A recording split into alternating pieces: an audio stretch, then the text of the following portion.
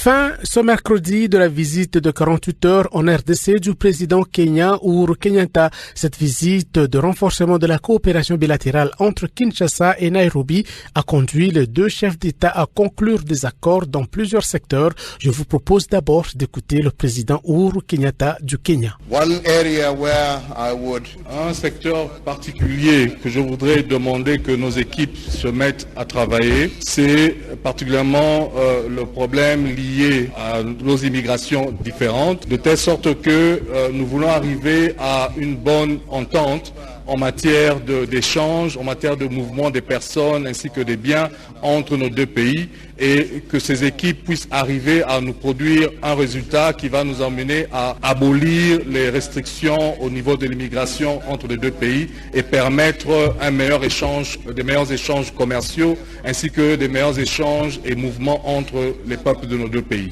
Et ceci en parallèle aux discussions que nous venons d'avoir sur la façon dont nous voulons développer conjointement les infrastructures, que ce soit les routes et les rails. Et en développant ces infrastructures, nous croyons que cela va aider à renforcer le mouvement des personnes et le mouvement des biens entre nos deux pays, mais aussi à encourager l'intégration, à emmener la prospérité et la paix entre nos deux pays. To have an island of peace and security in our region.